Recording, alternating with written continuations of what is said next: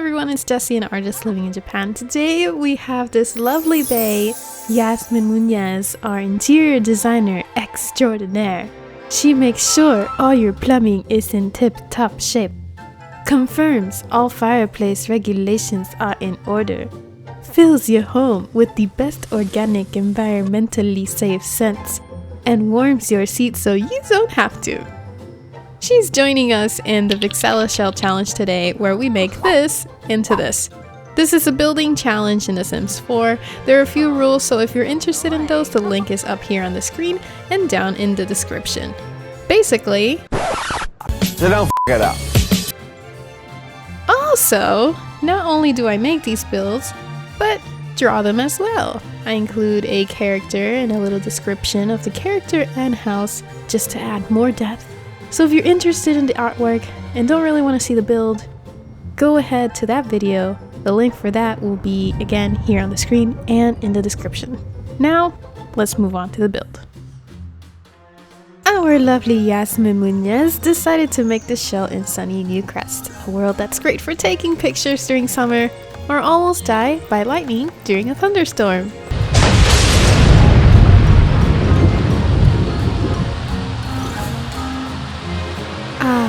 Yasmin is positive as ever. What a lovely gal. You may think this is what we're making today. No, it's not. I'm showing you my brain barf right now. I'm very indecisive during builds, and I actually cut out a lot of it because I just don't want to bore you. But sometimes we are curious, right? We want to know a little bit of what that brain barf looked like. So here it is. And I will be deleting it right about now.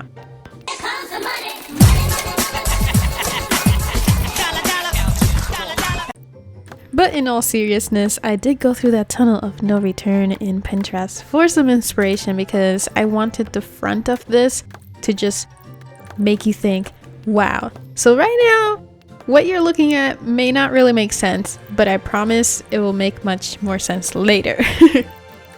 It's very, very modern, although even though the outside looks quite large, in the inside I still keep the shell, of course, because that's a challenge. At least I think that was the challenge. My main mistake was basically adding walls on the outside. So on that note, maybe I failed? But I failed fantastically and gracefully. Sashay away. Maybe I should make another one. I don't know. What do you think? Thousands of tears later. Also, I apologize for the interruption, but I didn't notice that I wasn't recording, so here's what I have thus far. I hope you're not mad. Please don't be mad. Okay, let's continue. As for the style, yes, it's a modern home. I think this actually looks really cool because I've never really made a house this big. Okay, no, I lied. I did make one house that was pretty large, but it was actually in the shape of an eye. So it's the design on the outside is just pretty simple, but design on this one on the outside, I would have to say it's pretty cool. I do like this little platform thing that I put by the pool, which is a place where you can just sit, you can lounge around, you can get a tan, or you could just talk to your family member. And I also do change where I have this house. I put it in a different lot because I felt like in this one you have that main road on the side of the house, and then you also have like this cement sidewalk behind it, and then it would just feel weird for you to be on this platform by your own private pool where people can just walk behind, which is, yeah, it's just strange. So I put it on a different lot. As for the characters that would live in this house, I just wanted to put enough room for 2 parents, or at least 2 adults, and 2 children. So a teenager and a child / baby. You can change the toddler bed into a crib if you wanted to, but I put it there just to make sure that people know, oh, this is where you can put the bed. Now here I'm gonna do some landscaping. I'm not very good at landscaping, but I hope I can get better. I do tend to use the same white flower bush in all of my builds. But I like it because it's simple. And personally, I am allergic to pollen, so I don't really want too many flowers and too many variations of flowers. I mean, even the flowers that I like have so much pollen in it, but I just wouldn't put it in my personal house slot or anybody else's slot because, you know, what if they're allergic to pollen? I know it's not in the game, but you know, just what if, right? What if?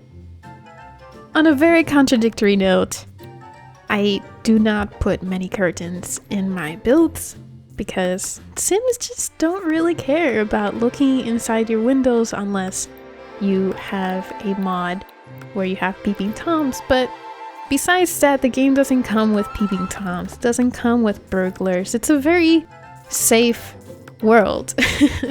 So I don't really put curtains that much. I mean, I might put some here and there, but overall, if this were a real life build, probably I think most of you might say put some curtains, but I say no, it's safe, nobody's gonna look. So yeah, that's just one characteristic that you might notice from my builds.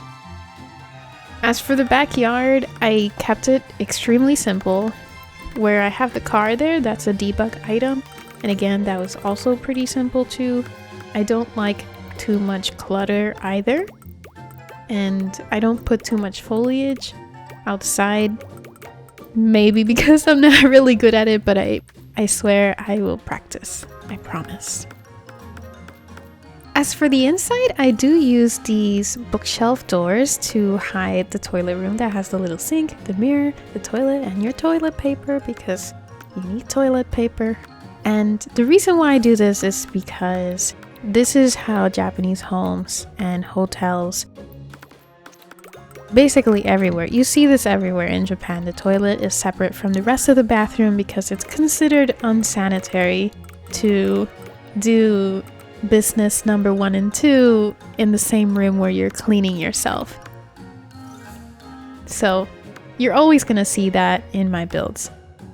Now you may see some items that I don't use later in the build, like those white sofas or couches, whichever you want to call it. This is because I plan out where I'm going to put parts of the interior in the floor plan, and I make the floor plan work for me. I'm very indecisive, like I said. But this one I think turned out super pretty. I really like this orange and blue rug, and I definitely add some toys in there and some objects that your children, your toddlers, your babies can use because sometimes you want them to play downstairs and not be cooped up in their rooms all the time. And you can just have everybody in the same place together. It's family time. In the entrance, I also add a genkan. Again, it's a Japanese thing. Usually it's lower elevation from the rest of the house, and it's where you take off your shoes before you enter your house. I really like the concept. I like clean floors, and I like to walk around my house with no slippers. So the floors must be clean, therefore you must take off your shoes.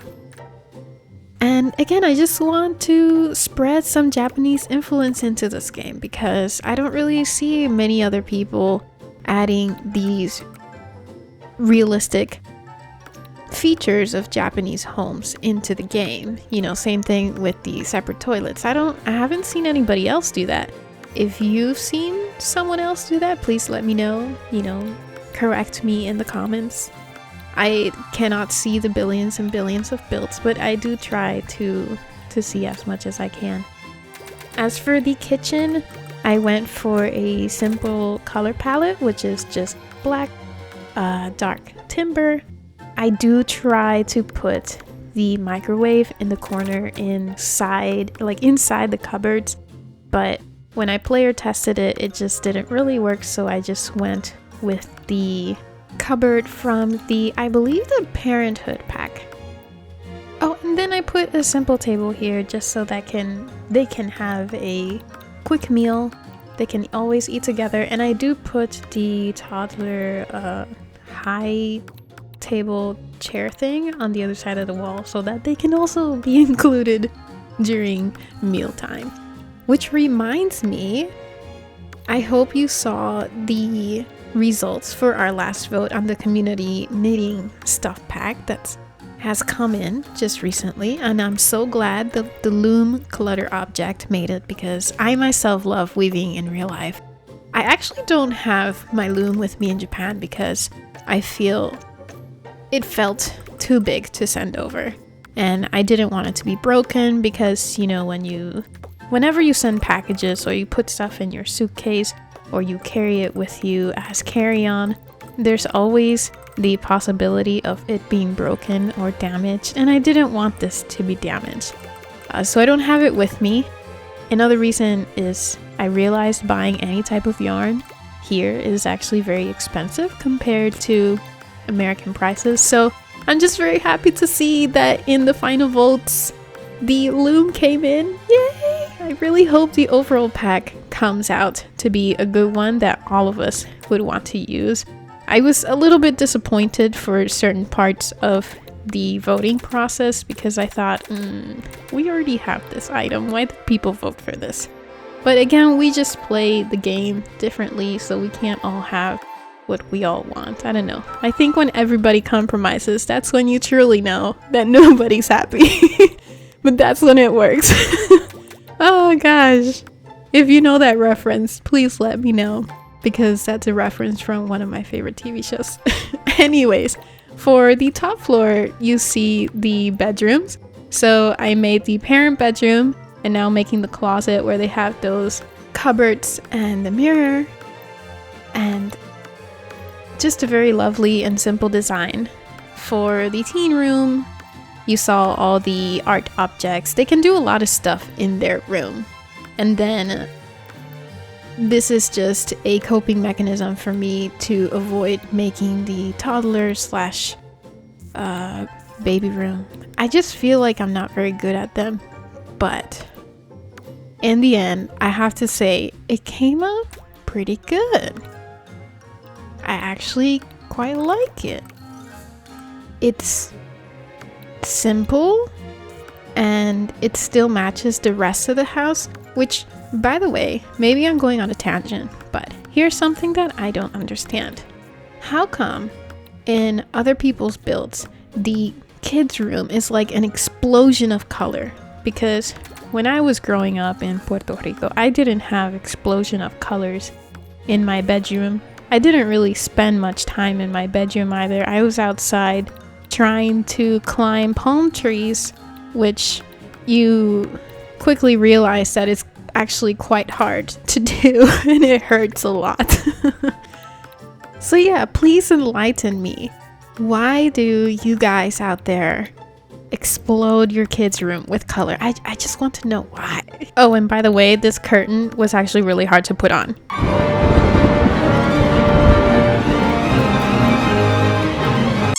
And it's done!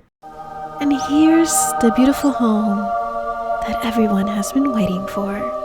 The Vixella Shell Challenge has been finished. It's beautiful. Yeah, I made a house. Okay, let's look at the screenshots. So here's a lovely backyard. You can sit down and eat, grill, barbecue, play chess. You can even drink some summer drinks, or you can lounge around, have a tan, maybe swim around a little bit if you know what I mean.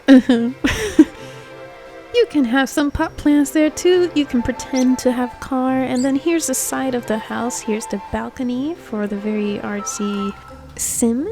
They can also play puzzles with their friends. There's a lot of stuff to do in this house. Now here's the genkan. You can plant some stuff. You can take off your shoes and then enter the rest of the house. Here's the living room where your toddlers and kids can play with their toys. You can listen to music. There's more toys. There's musical instruments. Everybody can sit together in the general vicinity of the kitchen. There's Yasmin.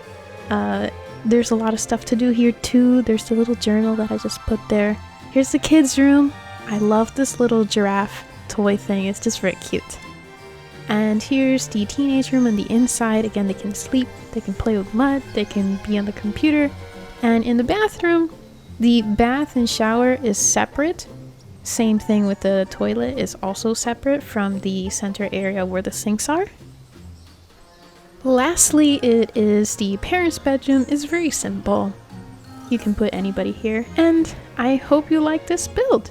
So as always, thank you for watching this video. Let me know if you like it, and I will see you next time. Ciao!